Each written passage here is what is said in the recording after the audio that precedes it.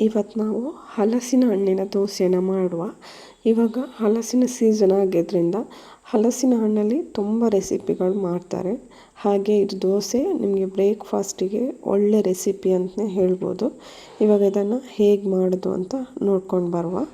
ಮೊದಲಿಗೆ ನಾನಿಲ್ಲಿ 1-2 ಲೋಟ ಬೆಳ್ತಿಗೆ ಅಕ್ಕಿನ ತಗೊಂಡು ವಾಶ್ ಮಾಡಿಕೊಂಡು ಇಟ್ಕೊಂಡಿದ್ದೀನಿ. ಹಾಗೆ ಇದನ್ನು ನಾನು 8 ಅವರ್ ನೆನೆಯಲಿಕ್ಕೆ ಬಿಡ್ತೀನಿ. ಇವಾಗ ಇಲ್ಲಿ 8 ಅವರ್ ಆಗಿದೆ. ಇವಾಗ ನಾನಿಲ್ಲಿ ಒಂದು ಮಿಕ್ಸಿ ಜಾರ್ ತಗೊಂಡು ಅಕ್ಕಿನ ಎಲ್ಲ ನಾನು ಇದಕ್ಕೆ ಹಾಕ್ಕೊಂಡಿದ್ದೀನಿ. ನಂತರ ಇದಕ್ಕೆ ನಾನು ಹಲಸಿನ ಹಣ್ಣನ್ನು ಹಾಕ್ಕೋತಾ ಇದ್ದೀನಿ. ಇಲ್ಲಿ ಹಲಸಿನ ಹಣ್ಣು ಸಿಹಿ ಇದೆಯಾ ನೋಡ್ಕೊಳ್ಳಿ. ತುಂಬ ಸಿಹಿ ಇದ್ದರೆ ಇಲ್ಲಿ ನಾವು ಬೆಲ್ಲ ಹಾಕ್ಕೋಬೇಕು ಅಂತ ಇಲ್ಲ, ಇಲ್ಲಾಂದರೆ ನೀವು ಸ್ವಲ್ಪ ಬೆಲ್ಲ ಹಾಕ್ಕೊಂಡ್ರೆ ಚೆನ್ನಾಗಿರುತ್ತೆ. ಹಾಗೆ ಇಲ್ಲಿ ನಾನು ಸ್ವಲ್ಪ ತೆಂಗಿನ ತುರಿನ ಕೂಡ ತಗೊಂಡಿದ್ದೀನಿ. ತೆಂಗಿನ ತುರಿ ಹಾಕ್ಕೊಂಡ್ರೆ ದೋಸೆ ತುಂಬ ಟೇಸ್ಟಾಗಿ ಬರುತ್ತೆ. ಹಾಗಾಗಿ ನಾನಿಲ್ಲಿ ತೆಂಗಿನ ತುರಿನ ಹಾಕ್ಕೋತಾ ಇದ್ದೀನಿ. ಹಾಗೆ ಇವಾಗ ನಾನು ಇದಕ್ಕೆ ಸ್ವಲ್ಪ ಬೆಲ್ಲನ ಹಾಕ್ಕೋತಾ ಇದ್ದೀನಿ. ನೀವು ಬೆಲ್ಲ ಹಾಕ್ಕೊಳ್ಳುವಾಗ ನೋಡ್ಕೊಂಡು ಹಾಕ್ಕೊಳ್ಳಿ.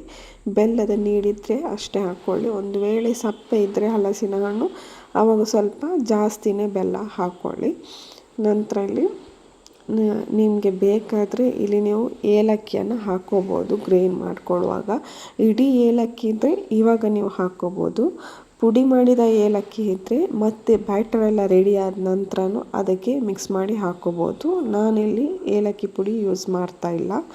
ಹಾಗೆ ನಿಮಗೆ ಇಲ್ಲಿ ಗ್ರೈಂಡ್ ಮಾಡ್ಕೊಳ್ಳಿಕ್ಕೆ ಎಷ್ಟು ನೀರು ಬೇಕೋ ಅಷ್ಟು ನೀರು ಹಾಕ್ಕೊಳ್ಳಿ. ತುಂಬ ನೀರು ಹಾಕ್ಕೊಳ್ಬೇಡಿ, ಯಾಕಂದರೆ ಬ್ಯಾಟರ್ ಸ್ವಲ್ಪ ದಪ್ಪಾಗಿಯೇ ಇರಬೇಕು. ತುಂಬ ತೆಳುವಾದರೆ ಚೆನ್ನಾಗಿರಲ್ಲ. ಇವಾಗ ನಾನು ಬ್ಯಾಟರನ್ನು ಒಂದು ಪಾತ್ರೆಗೆ ಹಾಕ್ಕೊಂಡಿದ್ದೀನಿ. ನೋಡ್ಬೋದು ನೀವು ಈ ಥರ ಗ್ರೈನ್ ಆಗಬೇಕು.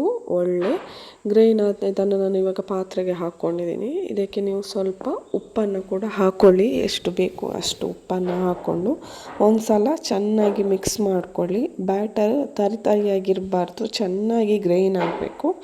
ಇವಾಗ ಇದಕ್ಕೆ ನಾನು ಸ್ವಲ್ಪ ಕಲ್ಲರಿಗೆ ಬೇಕಾಗಿ ಅರಶಿನ ಪುಡಿನ ಹಾಕ್ಕೊಳ್ತಾ ಇದ್ದೀನಿ.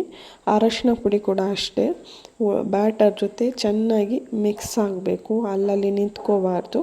ಈ ಥರ ಚೆನ್ನಾಗಿ ಮಿಕ್ಸ್ ಮಾಡ್ಕೊಳ್ಳಿ. ನಂತರ ನಾನಿಲ್ಲಿ ಪ್ಯಾನ್ ಬಿಸಿ ಆಗಲಿಕ್ಕೆ ಇಟ್ಕೊಂಡಿದ್ದೀನಿ. ಇದಕ್ಕೆ ನಾನು ಸ್ವಲ್ಪ ತುಪ್ಪ ಹಾಕ್ಕೊಳ್ತಾ ಇದ್ದೀನಿ. ತುಪ್ಪ ಇವಾಗಲೇ ಹಾಕ್ಕೋಬೇಕಂತೇನಿಲ್ಲ, ಸಮ್ಟೈಮ್ಸ್ ದೋಸೆ ಎದ್ದೇಳಲ್ಲ ಅಂಥೇಳಿ ನಾನು ಸ್ವಲ್ಪ ತುಪ್ಪ ಹಾಕ್ಕೊಂಡಿದ್ದೀನಿ. ಕಾವಲಿ ಬಿಸಿಯಾದ ನಂತರ ಇವಾಗ ನಾನು ಬ್ಯಾಟರನ್ನು ಹಾಕ್ಕೊಳ್ತಾ ಇದ್ದೀನಿ. ಇವಾಗ ಒಂದು ಸೈಡದು ಚೆನ್ನಾಗಿ ದೋಸೆ ಬೇಯಬೇಕು. ಆದ ನಂತರನೇ ನೀವು ಉಲ್ಟ ಮಾಡ್ಕೋಬೇಕು. ಇವಾಗ ಒಂದು ಸೈಡ್ ಲೈಟಲ್ಲಿ ಬೆಂದಿದೆ. ಈ ಟೈಮಲ್ಲಿ ಇದಕ್ಕೆ ನಾನು ಸ್ವಲ್ಪ ತುಪ್ಪ ಹಾಕ್ಕೊಳ್ತಾ ಇದ್ದೀನಿ.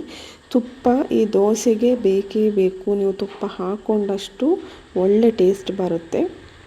ಒಂದು ಸೈಡು ಒಳ್ಳೆ ರೀತಿ ಬೆಂದ ನಂತರ ಮಗುಚಿ ಹಾಕಿ ಇನ್ನೊಂದು ಸೈಡ್ ಸ್ವಲ್ಪ ಬೇಯಿಸಿ. ಈ ಥರ ಬ್ರೌನ್ ಕಲರ್ ಬರಬೇಕು ದೋಸೆ. ಬ್ರೌನ್ ಕಲರ್ ಬಂದ್ರೇ ನಿಮಗೆ ಸ್ವಲ್ಪ ಟೇಸ್ಟ್ ಇನ್ನೂ ಜಾಸ್ತಿ ಆಗುತ್ತೆ. ಇವಾಗ ಒಂದು ಸೈಡ್ ಚೆನ್ನಾಗಿ ಬೆಂದ ನಂತರ ಇವಾಗ ನೋಡ್ಬೋದು ದೋಸೆ ಎಷ್ಟು ಸಾಫ್ಟಾಗಿ ಒಳ್ಳೆ ರೀತಿಯಲ್ಲಿ ಬಂದಿದೆ. ಈ ರೀತಿ ಬಂದರೆ ಸಾಕಾಗುತ್ತೆ. ನೋಡ್ಬೋದು ಇದಕ್ಕೆ ಎಷ್ಟು ಟೇಸ್ಟ್ ಆಗುತ್ತೆ. ತುಪ್ಪ ಹಾಕ್ಕೊಂಡು ತಿಂದರೆ ತುಂಬ ಚೆನ್ನಾಗಿರುತ್ತೆ. ನಿಮಗೆ ಹಲಸಿನ ಹಣ್ಣಿಂದ ತುಂಬ ರೆಸಿಪಿ ಮಾಡೋ ಹಾಗೆ ಈ ದೋಸೆ ಕೂಡ ಮಾಡಿ ಒಮ್ಮೆ ಟ್ರೈ ಮಾಡಿ ನೋಡಿ, ತುಂಬ ಚೆನ್ನಾಗಿರುತ್ತೆ.